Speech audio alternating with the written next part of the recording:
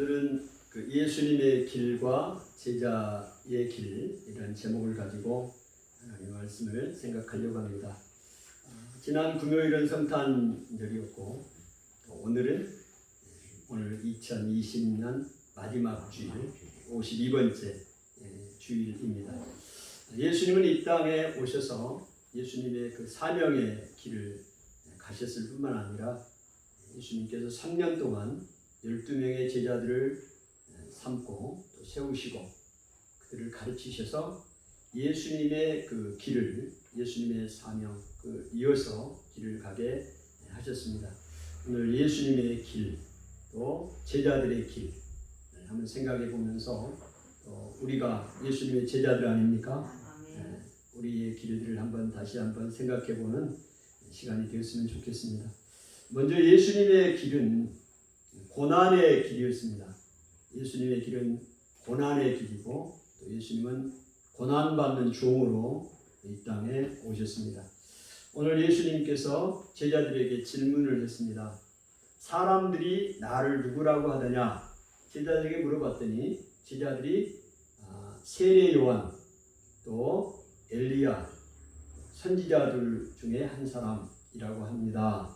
그랬더니 예수님께서 그러면 너희는 나를 누구라고 하느냐? 너희가 누구요? 예수님의 제자들 아닙니까? 3년 동안 함께 다녔던 그 제자들에게 물어봤어요. 그랬더니 베드로는 수제자입니다. 가장 으뜸가는 제자 베드로가 하나님의 그리스도이십니다.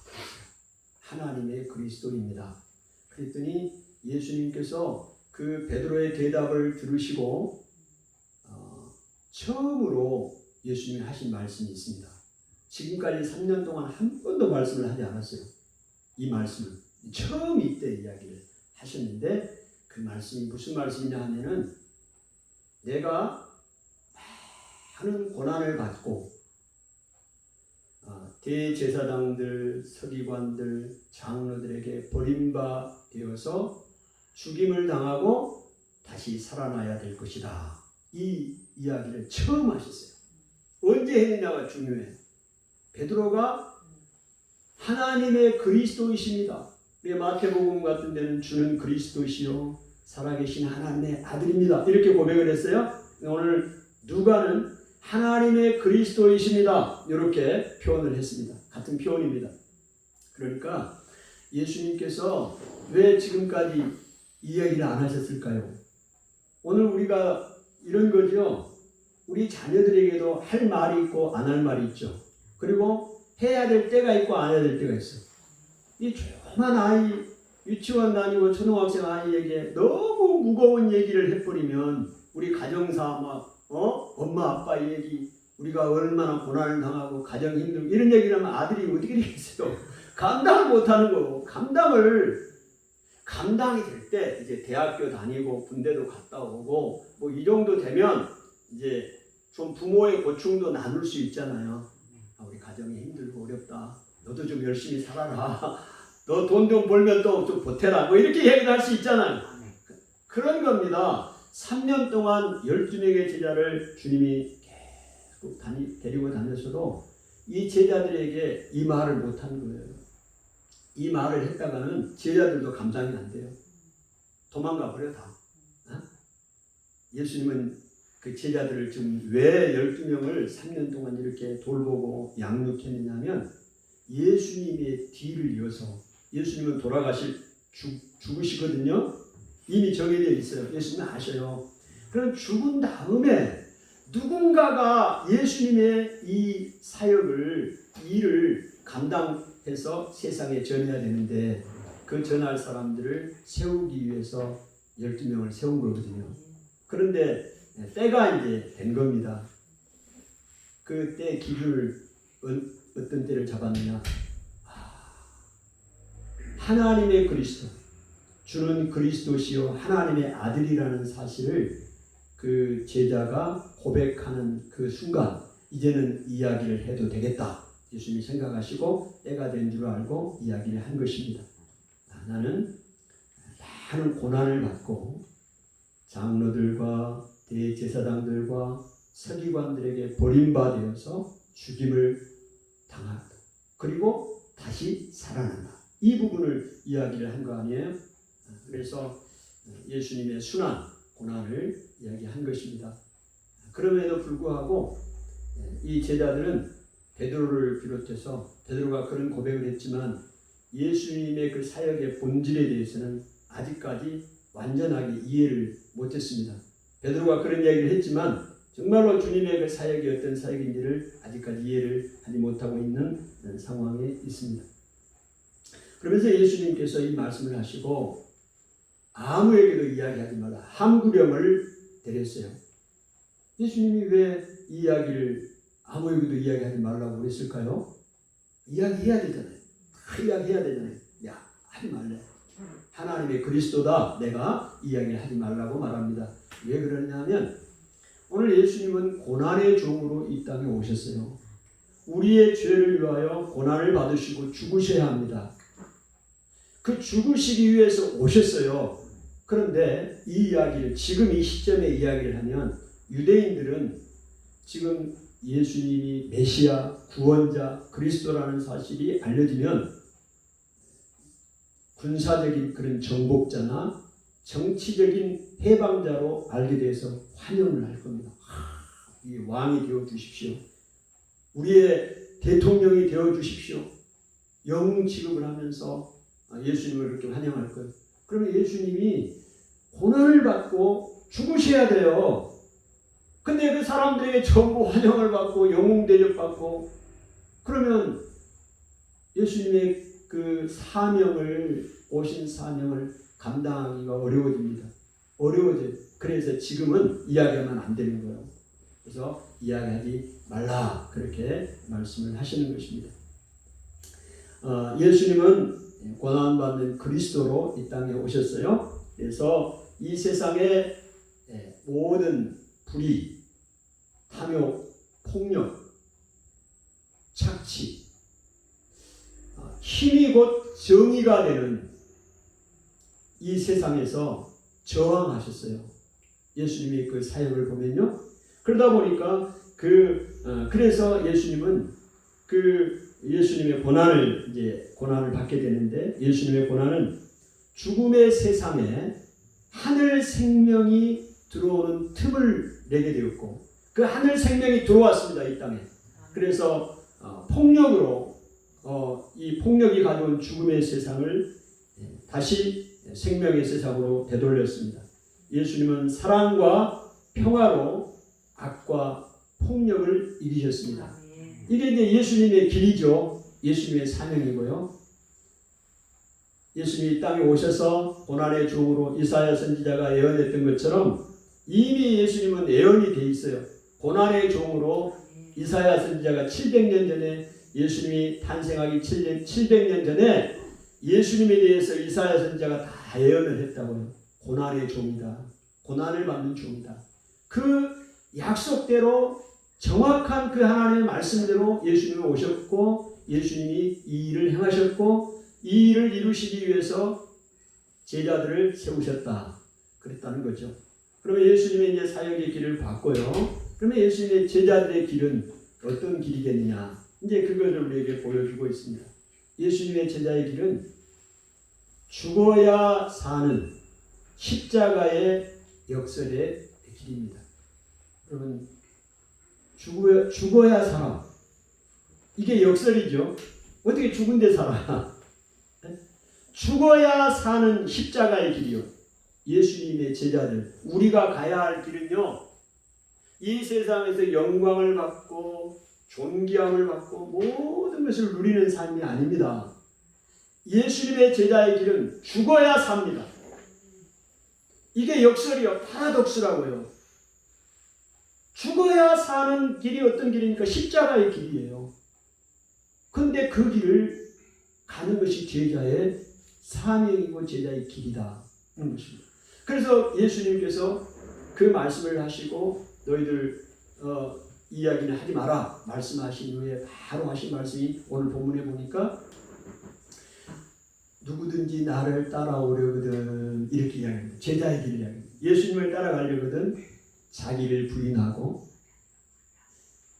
날마다 제 십자가를 지고 나를 좇을 것이니라. 예수님을 따르는 길은 십자가의 길, 죽어야 사는 역설의 십자가의 역설의 길인데요. 좀 더 구체적으로 예수님 말씀을 하신 것을 보니까 자기를 부인하고 나를 부인하래요. 나를 부인한다는 것이 어떤 삶일까요? 내 의는 내가 갖고 있는 의 있죠. 이거는 불완전하다는 것을 인정을 해야 됩니다. 불완전하다는 것을 인정을 하고 하나님의 의가 온전함을 내가 인정하고 따르는 겁니다. 그러니까 내 자신이 완전하지 않다는 것을 인정을 해야 되고 불완전해요. 그래서 그것을 인정하고 주님의 의가 온전함을 인정하고 믿는 길이다. 그리고 내 자신을 부인한다는 것은 내 삶의 주인이 내가 아니고 내 인생의 주인이 내가 아니고 예수님이 하나님이 내 인생의 주인이다 라고 그렇게 고백하는 것이 내 자신을 부인하는 것입니다.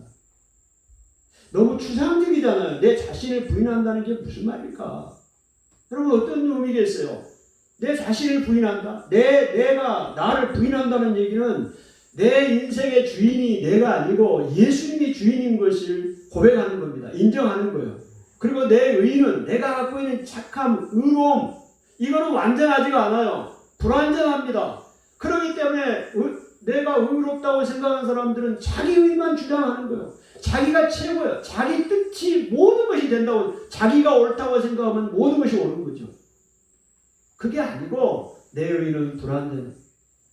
그래서 하나님의 의가 온전하다는 것을 내가 인정하고 받아들이는 것이 자기를 부인하는 것이죠. 그리고 하나님의 뜻에 순종하는 것. 내 뜻. 내가 계획하고 내 뜻대로 사는 것이 아니라 먼저 하나님의 뜻에 순종하는 것이 내 자신을 부인하는 것입니다. 그러니까 예수님의 제자로 우리가 살아가려면 내 자신을 부인해야 되는데 그 부인한다는 것은 내 뜻보다는 주님의 뜻에 먼저 순종하고 가야 되고 내 의는 불완전하다. 주님의 의는 완전하다. 그래서 주님의 말씀에 순종하고 살아가야 되고 그 다음에 내 인생의 주인이 내 자신을 부인하지 않는 사람은요 내 인생의 주인은 나요. 내 인생의 주인은 나요. 나. 이 사람은 내 자신을 부인하지 않는 사람입니다. 내 마음대로 해요. 내 마음대로. 가장 우선이가 내 뜻이요. 주님의 뜻은 저 뒤에 있고 내 뜻대로 사는 거예요. 사사기의 백성들처럼 내 눈에 보기에 좋은 대로 내 눈에 보기에 좋은 대로 행하는 거예요. 그게 사사시대의 사람들의 특징 아닙니까? 하나님의 뜻은 없어요. 그냥 내 눈에 보기에 좋으면 이게 좋은 거예요. 이게 맞아. 그리고 사는 겁니다. 이건 자기를 부인하는 것이 아니에요. 여러분 인생의 주인이 누굽니까? 여러분 인생의 주인이 누구요? 나죠? 그러면 주님의 제자로 살기 어렵습니다. 내 인생은 내 것이 아니에요. 주님이 내 인생의 주인입니다. 아멘. 이렇게 사는 사람이 자기를 부인하는 것입니다. 그리고 날마다 제 십자가를 지는 삶이 주님의 제자의 길입니다. 십자가를 진다. 십자가는 죽음을 상징합니다. 유대인들에게는 이 십자가가 혐오의 대상이고 아주 어리석음의 상징이었어요. 신명기 21장 23절에 보니까 나무에 달린 자마다 저주를 받은 자다 말합니다. 나무에 달린 십자가 나무에 매달린 이 십자가 이 형을 받는 사람은 저주를 받는 자라고 이야기를 해요. 그래서 이 유대인들은 이 십자가에 달린 이 죄수를 저주를 받았다는 생각을 갖고 있기도 합니다.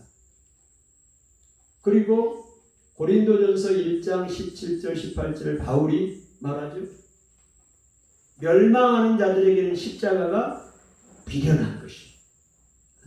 십자가가 미련한 거요. 멸망받을 사람들에게는. 그러나 하나님을 믿는 우리들에게는 십자가가 하나님의 능력이죠. 할렐루야. 능력이 되는 것입니다. 예수 그리스도가 십자가에 죽으심으로 우리에게 구원을 주셨고 능력을 주셨기 때문에 이게 능력이 됩니다. 그래서 이 십자가를 혐오하고 또 어리석음의 대상으로 생각했습니다. 여러분, 예수님이 십자가에서 우리 죄를 위해서 고난을 당하셨습니다. 그 고난을 당하신 것처럼 오늘 제자들이 십자가를 지는 것은, 제 십자가, 자기 십자가를 지는 것은 예수님 때문에 이 현실적인 고난, 어려움들을 당한다. 이것을 감내하고 핍박을 감내하라는 것을 이야기하고 있습니다. 자기 십자가를 진다는 것은. 여러분, 우리가 주님의 제자로 이 땅에서 살아가는 것은요, 십자가를 지는 길입니다. 고난을 당하는 겁니다. 핍박을 당하는 것이에요. 그래서 사람들은 이 예수님의 제자가 되려고 하지 않아요. 예수님을 믿어도 고난 안 받으려고 해요. 그래서 그러면 적당히 타협하면 고난 안 받습니다. 예수님 믿어도요, 고난 안 받는 길이 있어요. 세상과 불의와 모든 폭력과 무자비와 악한 제도와 타협하면 돼요. 아니, 싸움하려고 할 때 왜 싸움이 일어나요? 아니, 그냥 비르고 들어가면 되잖아요. 잘못했다, 미안하다, 괜찮아, 용서해줘. 그러면 싸움이 안 일어나요.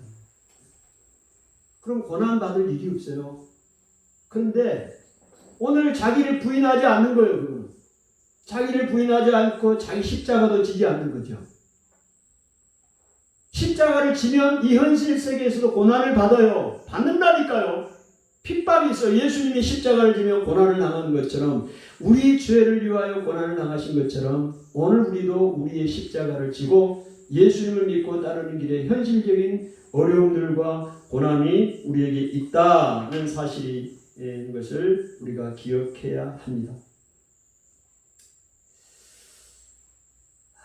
여러분, 제자들이 이 말씀을 이해를 했을까? 이해 못했습니다. 지금 예수님이 이 이야기를 했잖아요. 누구든지 나를 따라오려거든 자기 자신을 부인하고 날마다 제 십자가를 지고 나를 따를 것이니라 말씀을 했는데 아무도 이해를 못했어요. 제자들은 왜 예수님이 저런 말씀을 하시나 그렇게 생각했을 겁니다. 예수님을 따라가면 영광의 자리고 세상에서 큰 명예를 얻고 싶어 지금 따라오는 제자들도 많아요. 그런데 고난을 받고 어려움을 당한다고 하니 이해가 어렵죠. 예? 그래서 그렇지만 예수님은 이들을 위해서 기도하십니다. 누가복음 9장 26절에 이 말씀을 하신 후 8일쯤 되어 예수님께서 베드로와 요한과 야고보를 데리고 기도하러 산에 올라가사, 예수님이 이 말씀을 하시고 이 베드로, 야고보, 요한 3명 데리고 산에 올라가십니다. 산에 올라가서 기도하십니다. 오늘 그 산이 우리가 나오는 사건이 변화산 사건입니다. 변화산 바로 이어서 나오는 사건인데요. 변화산에 올라갑니다. 왜 예수님께서 변화산에 올라가느냐? 이 제자들이 지금 예수님이 하신 말씀 이해를 못하고 있잖아요. 그리고 곧 이제 예수님이 죽음을 당할 겁니다. 예언하셨던 것처럼 죽임을 당하시고, 제자들도 예수님을 따라가기로 헌신한 사람들 아닙니까? 이 사람들도 자기 십자가를 지고 가야 할 사람들이요. 자기들이 현실 가운데 고난을 당할 겁니다. 그러면 그들이 그 고난을 당할 것을 주님 보시고 위로하시고 격려하시고, 고난이 끝이 아니고 이 죽음이 끝이 아니고 죽은 다음에 영광스러운 부활이 있고 하나님의 나라가 있다는 사실을 보여주고 싶은 거예요. 위로를 해주고 싶은 거죠. 그래서 예수님이 제자들을 데리고 그 중에 3명 베드로와 야고보, 요한을 데리고 변화산에 올라갑니다. 이 변화산은 정확히 어디 있는 산인지를 알 수가 없어요. 성경에 나오지 않기 때문에. 근데 이제 추론하기는 헐몬산, 갈릴리 북쪽에 있는 헐몬산이든지 아니면 다볼산이든지 뭐 이런 설들이 있는데요. 일반적으로 그 헐몬산이라고 많이 생각을 합니다. 어쨌든 이 산에 올라갔습니다. 산에 올라가서 그 산에서 어떤 일이 일어납니까? 변화산이라는 게 어떤 의미냐면 변화가 되었다는 거죠. 변화가. 거기에 예수님이 올라가서 이 제자들 3명 여기에 남겨두고 야 기도해달라 하고 예수님이 저만큼 떨어져서 가서 기도하러 예수님 따로 기도하십니다. 그런데 제자들이 너무 피곤해요. 졸려. 막 눈독궁이 내려가 이게 졸린 데는 정신이 없죠. 아무리 눈 뜨려고 해도 정신이 없어. 그냥 막 조는 거야. 졸아. 그런데 3명이 막 졸다가 막 눈을 뜨고 딱 봤더니 놀라운 광경이고 분명히 예수님 혼자 저기서 기도하셨는데 3사람이 있네. 3사람이 이야기를 하는 거예요. 그런데 그 3사람이 누구냐면 예수님하고 엘리야하고 모세, 죽었던 엘리야 모세가 와서 예수님하고 이야기를 해요. 그런데 예수님의 그 모습이 변화가 됐어요. 그냥 얼굴에서 온 몸에서 광채가 나는데 그냥 옷도 하얀 광채가 흰옷이고 광채가 그 모습을 보고 그러니까 그 영광스러운 모습을 예수님이 보여주신 거예요. 제자들에게. 그래 베드로가 너무너무 좋은 거예요. 거기가 천국이야 천국. 그런데 모세와 엘리야가 이제 떠나려고 합니다. 2사람이 이제 떠나려고 그래. 그 상황에서 베드로가 주여 여기가 좋사오니 초막 3을 제가 짓겠습니다. 하나는 주님을 위하여, 하나는 모세를 위하여, 하나는 엘리야를 위하여 짓겠대. 초막을 머무를 수 있는 장소. 그 유대인들 중에 고대 건동에서 극진이지만 이 초막 같은 걸 지어서 이렇게 기거할 수 있도록 이게 큰 선물이고 배려라고 해요. 엘리사에게도 초막을 지어줬잖아요. 그 기거할 수 있는 장소를 마련해 줬던 것처럼 베드로가 그냥 왜 집을 3개를 지어주겠다는 거예요? 주님, 모세, 엘리야 하나씩. 왜? 엘리야하고 모세가 지금 떠나려고 하거든. 근데 베드로가 이 영광을 더 머물고 싶은 거예요. 너무너무 아름다웠고 아름다운 천국의 영광을, 부활의 영광을 본 겁니다. 그러니까 좀 더 머물고 싶어요. 제발 가지 마세요. 이런 거 아니에요. 그런데 하나님께서요, 다 물리시고 예수님만 남게 하십니다. 그래서 그렇게 하셔요. 그래서 이제 그러면서 하나님께서 하신 말씀이 있습니다. 다 그 다음에 2사람들 가게 하고 예수님만 남는데 하게 하신 말씀, 말씀하신 게 있어요. 하나님의 이 예수님의 말씀을 들으라. 이 하나님의 아들이다. 내가 기뻐하는 아들이다. 예수님에 대해서 이야기하시면서 다시 한번 하나님의 말씀하시면서 이 아들의 말을 들으라 이야기를 했어요. 여러분 이 아들의 말을 들으라, 이 말씀을 들으라는 얘기가 우리가 이제 큰 의미에서 생각을 해보면 예수님의 모든 말씀을 다 들으라 이런 의미도 될 수가 있어요. 그런데 지금 이 본문, 이 컨텍스트, 이 텍스트의 상황에서 보면 지금 바로 앞에 어떤 일이 있었어요? 예수님이 너희들은 나를 누구라 하느냐? 주는 하나님의 그리스도십니다. 이야기를 할 때 그러면서 아무든지 나를 따라오려거든 자기를 부인하고 제 십자가를 지고 나를 쫓을 것이다. 이 말씀하셨거든요. 그리고 8일 후에 제자들을 데리고 올라가셨고 변화산에 그래서 지금 그 광경을 보는 가운데 하나님이 이 제자들에게 하시는 말씀이 예수님은 하나님의 아들이고 내 기뻐하는 아들이다. 그의 말을 들으라 이야기를 했다 이 말이에요. 그러면 좁게는 우리가 어떻게 해석해 볼 수 있느냐. 주는 그리스도시요 살아계신 하나님. 그리고 그 다음에 자기를 부인하고 제 십자가를 지고 나를 따르라. 이 말을 들으라. 이 들으라고 명령을 하신 거예요. 명령을. 그러니까 오늘 우리가 주님의 제자로 우리가 살아가는데 주님이 말씀하셨잖아요. 너 자신을 부인하고 너 십자가를 지고 예수님을 따라가라. 이 말씀을 하신 것을 들으라. 아멘. 제자의 삶을 살아라. 굉장히 중요한 우리의 통찰력이고 관점입니다. 여러분 이 관점을 여러분이 가졌으면 좋겠어요. 그래서 제자로 삶을 살아라 그렇게 말씀을 하고 있습니다. 고난의 길을 가라는 거죠. 영광만 생각하지 말고. 그런데 제자들은 고난을 받을 생각이 별로 없습니다. 그 다음 이어지는 장면이 어떤 장면이냐? 산에서 내려갑니다. 예수님이 내려가셔요. 그 영광스러운 그 아름다운 천국의 그 광경을 보고 있던 산 위의 영광에서 밑으로 내려갑니다. 산 밑으로 내려간다고요. 산 밑으로 내려갔더니 어떤 사건이 일어나냐? 누가복음 9장에 이어서 나오지. 거기에 나오니까 산 밑에 보면 귀신 들려 고통 가운데 있는 그 아비의 절규가 있습니다. 귀신이 들려 불에도 들어가고 물에도 들어가는 그 아이를 바라보면서 고통스러워하는 그 아버지의 절규가 있는 것이 산 아래의 고통입니다. 오늘 예수님께서 하늘의 영광을 버리시고 이 산 아래 고통으로 내려오셨는데 이 고통스러운 세상이 어떠냐? 그 아비의 절규와 비명이 있는 것이 이 세상입니다. 오늘 우리가 죄로 인해서 그 고난 가운데 있는 우리를 구원하시기 위해서 산 위의 영광을 버리시고 산 아래 고통으로 예수님이 내려오셨어요. 오늘 베드로는 그 산 위의 영광 거기에 머무르고 싶었어요.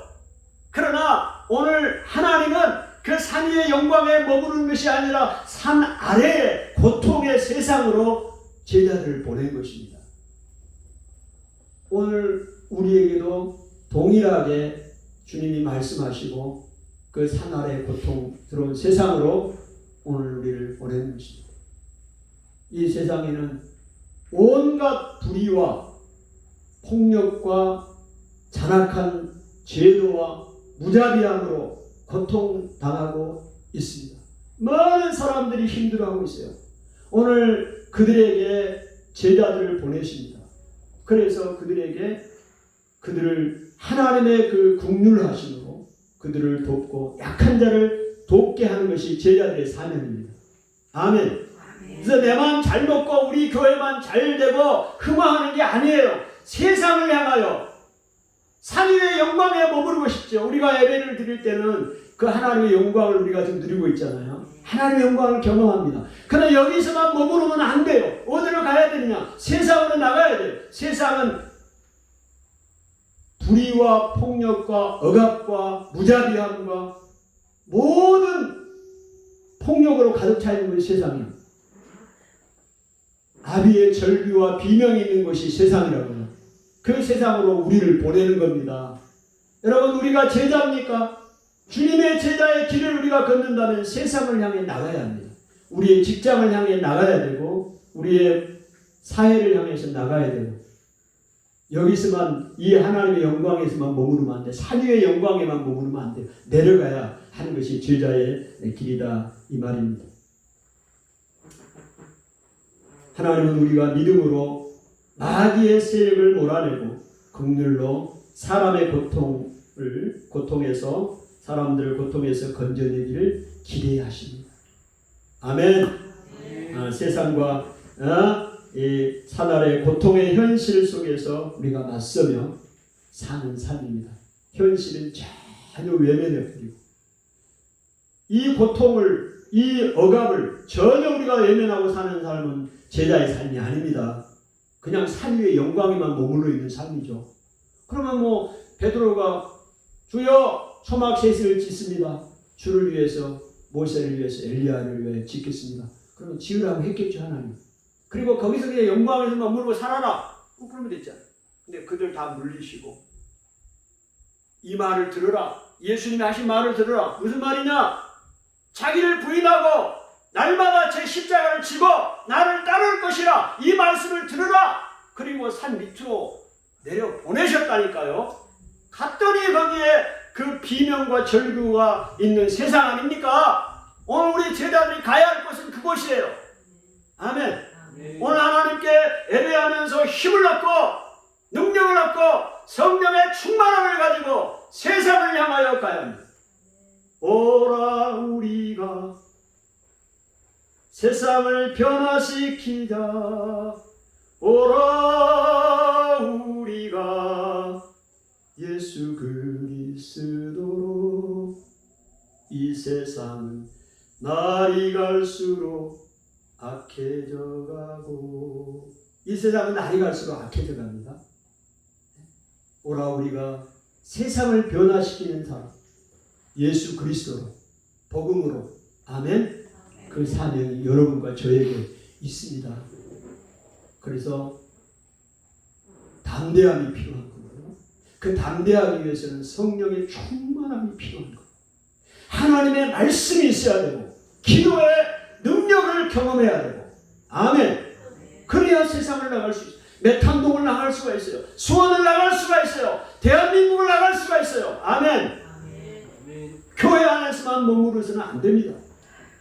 오늘 내 안에 하나님 그런 은혜를 주시고 제자의 삶을 살게 해주십시오. 오늘 우리가 연약하지만 주님이 기도했잖아요. 이들을 데리고 산에 올라갔을 때 기도하셨잖아요. 네? 그들에게 당할 고난, 예수님의 죽음, 이것을 맞닥뜨릴 때 그들이 얼마나 힘들고 어려워요. 그러나 감당할 수 있는 힘을 주시려고 주님이 기도하셨던 것처럼 주님은 지금도 우리가 제자의 삶을 넉넉히 살 수 있도록 기도하고 계십니다. 그래서 감당할 수 있는 겁니다. 우리의 힘만으로는 안 되죠. 예수님이 계시고 도와주시고 기도하시니 감사하는 거 아니에요. 여러분, 막상 제자들이 갔더니 산으로 내려갔습니다. 그 귀신 들린 아이를 고치지를 못했어요. 그래서 예수님이 믿음이 없고 패역한 세대라고 책망을 하십니다. 전에는 귀신을 쫓는데 성공했지만 이번에는 귀신을 쫓아내지 못했습니다.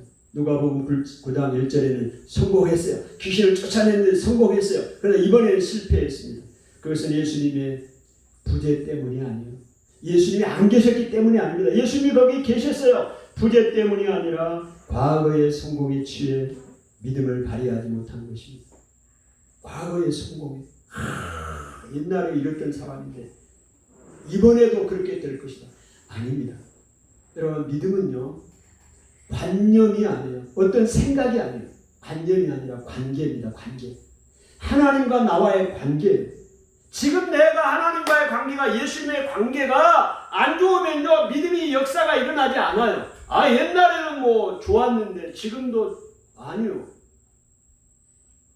관념이 아니라 관계고, 신념도 아닙니다. 신념. 우리의 세상 사람들은 신념 하면 된다, 생각하면 된다, 간절히 생각하면 된다. 이거 다 신념이에요. 신념. 네? 내가 뭐 빌면 된다, 누구한테든 빌면 된다. 마음, 신념. 여러분, 믿음은 신념이 아닙니다. 신뢰입니다. 신뢰. 신념은 내가 생각하는 거고, 신뢰는 누구를 신뢰하는 거예요? 예수님을, 하나님을 신뢰하고 믿을 때, 의지할 때, 의뢰할 때 믿음의 역사가 일어납니다. 그래서 믿음은 늘 자라고 또 돋우고 다져져야 합니다.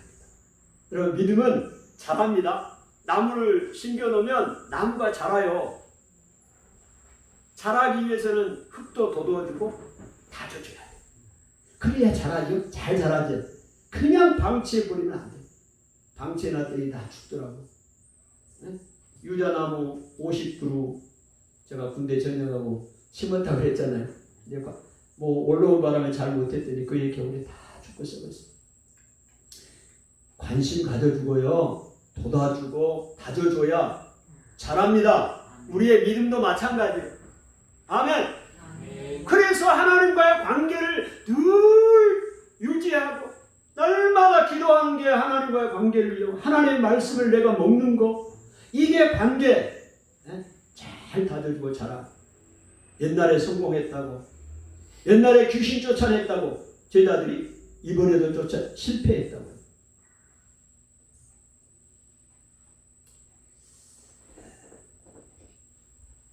그렇지만 제자들의 상황을 보면 어떤 마음들을 갖고 있느냐. 제자들은요 여전히 예수님을 통해서 출세하려는 마음을 갖고 있습니다.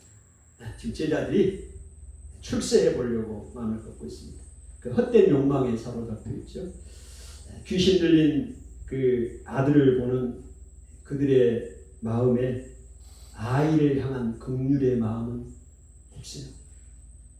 그 아이, 귀신 들려서 그 고통당하는 아이를 보는 긍휼의 마음도 없고 귀신을 향한 분노도 없어요. 여러분 귀신을 향한 분노가 있습니까? 여러분에게? 네? 귀신이 들려서 그 아이가 귀신이 그렇게 그 사람을 괴롭히는데 그 사람에 대한 긍휼의 마음도 있어야 되는, 귀신이 그렇게 하잖아요. 분노해야 돼. 분노의 마음이 있어야 돼요. 아멘. 아이, 괜찮아. 귀신이 어쩔 수가 없어. 뭐 귀신인데 어떻게 하겠어 내가? 괜찮아. 그러면 귀신에 대한 분노가 있는 거예요? 분노가 없는 거잖아요. 왜 귀신이 그 사람의 영혼에 들어가 그 사람을 그렇게 폐인을 만들고 비참한 인생을 살게 만드냐고. 귀신에 대한 분노가 있어야 됩니다. 여러분에게 아멘. 분노가 있어야 쫓아낼 마음이 생기지. 분노도 없는데 무슨 쫓아내? 그냥 같이 살아. 그냥 에이 거기에 같이 살아. 그냥 뭐 저 사람한테 들어가 살아. 그게 괜찮아? 이런 마음 갖고 있지 않냐고요. 분노하는 마음이 있어야 돼. 그 영혼을 죽이는 그 악한 귀신을 보고. 아멘. 제자들이 그런 마음이 없었어요. 하나님을 향한 의존도 없었어요. 하나님을 향한 의존, 하나님이 그 영혼을 건지시고 귀신을 쫓아내고 온전케 한다는 그 믿음, 의존하는 마음도 없었다는 거예요. 제자들이 그 아이를 고쳐서 사람들을 놀라게 하려는 욕구뿐이었어요. 그냥 한번 사람들 앞에서 귀신 쫓아내서 사람들이 와 대단하다, 놀랍네, 뭐 이런 거, 자기 자신을 과시하려는 그런 마음들 뿐이었어요. 그럼 못 쫓아낸 거예요. 옛날에는 쫓아냈는데 이번에 못 쫓아냈습니다. 여러분 이것이 믿음이 없고 패역한 마음입니다. 믿음은 자기를 높이기 위해서가 아니라 악을 몰아내고 약한 사람들을 위해 하나님을 의존하는 마음입니다. 이 믿음만이 비명과 절규가 가득한 세상을 평화롭게 변화시킬 수가 있습니다. 여러분 예수님이 이 귀신을, 제자들이 쫓아낸 못한 귀신을 거기서 쫓아냈어요. 쫓아내시고 예수님이 다시 한 말씀을 하십니다. 중요해요. 한 말씀을 하셨다고요. 다시 무슨 말씀을 하시느냐? 십자가의 순환을 다시 예고하십니다. 아까 베드로가 주는 하나님의 그리스도이십니다 그렇게 고백했을 때 예수님이 순환, 고난받는 것을 이야기하셨잖아요. 그리고 그 산 아래에서 귀신 쫓아내고 사람들에게 영광을 이제 받을 거 아닙니까? 와, 지저스, 영광 받아야 되잖아요. 제자들은 못 쫓아내니 예수님이 쫓아냈으니까. 근데 예수님이 그 상황에서 십자가의 순환을 다시 이야기해요. 내가 고난을 받고 죽을 것이다. 이야기를 다시 이야기합니다. 세상의 환호와 열광에 도취되지 않고 주어진 사명의 길을 갑니다. 예수님이 사명의 길이 뭡니까? 고난받고 죽는 것이 사명의 길이죠. 영광받지 않는. 하지만 제자들은 예수 그 말씀을 외면하고 묻는 것조차 회피합니다. 예수님이 죽는다, 고난받는다 이 말에 대해서 묻지도 않아. 회피해. 왜? 그 뜻을 다 알았기 때문에, 수긍했기 때문에가 아니라 그 고난받는 것이 두려워요. 자기들의 무지와 욕망이 드러날까 봐 말하지 않습니다. 그들 안에 막 욕망이 있어. 출세하고 높은 자리에 앉으려고. 그 사건은 예수님이 이런 사건을 지금 이야기했는데 어떤 일이 일어났냐? 제자들이요? 제자들 안에서 한번 보십시오. 야, 우리 12명 중에 누가 제일 이거요? 이거 뭐예요? 누가 제일 높냐? 예수님이 지금 십자가 이야기하고 돌아가신다고 이야기하는데 제자들은 야, 우리들 중에서 누가 제일 높지? 누가 제일 높은 자리에 올라가는 거지? 넘버 1, 2, 3가 누구? 이야기하고 있는 거예요. 여러분 제자들이 지금 예수님의 이 마음을 이해를 하고 있습니까? 묻지도 않고 예수님이 죽으신다고 하는데 그게 무슨 말입니까? 묻지도 않아. 자기들의 욕망이 드러나고 싶고 무지가 드러날까봐, 그리고 그런 고난의 길을 진짜 그 말씀 그대로 내가 고난받고 싶은 마음이 없는 거예요. 지금 제자들은 그런 겁니다. 순환의 예고를 듣고도 제자들은 자리 다툼과 편가르기에 여념이 없습니다. 그러면 예수님의 제자들은 예수님과 함께 걷고 있지만 예수님의 길을 가지는 않았습니다. 예수님과 함께 걷고 있어요. 지금 걷고 있습니다. 근데 예수님의 길을 가지는 않아. 이게 제자들의 삶이었어요.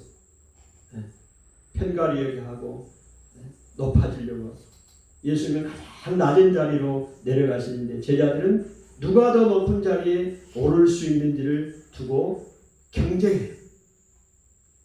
예수님과 상관없는 나라를 구하고 예수님이 줄 수 없는 영광만 꿈꿉니다. 지금 제자들은 더 높아지고 더 많이 차지하고 앞서려는 이 세상 질서를 내 삶에서부터 뒤집지 않는다면 결코 주의 길에 들어설 수 없습니다. 오늘 이 길을 예수님이 가르쳐 주십니다. 예수님은 이 땅에 오셔서 고난의 길, 고난받는 그리스도로, 고난의 종으로 이 땅에 오셔서 그 사명을 감당하셨어요. 영광을 버리고요. 그러면서 오늘 제자된 우리들에게 그 길을 가르쳐 주셨는데 그 길은 내 자신을 부인하고 자기 십자가를 날마다 지고 주님을 따라가라. 그 길은 고난의 길입니다. 세상의 영광을, 더 많은 것을, 더 높은 자리에 올라가는 것이 세상의 질서이죠. 그 질서를 뒤집어라고 있습니다. 이게 역설입니다. 오늘 죽어야 산 십자가의 길, 이게 주님의 제자들이 따라가야 할, 우리가 따라가야 할 역설의 길이라는 것을 말씀하고 있습니다. 세상에서 너무 높은 자리, 더 많은 것, 영광을 얻는 자리를 추구하지 마십시오. 그것은 제자의 길이 아닙니다. 아멘.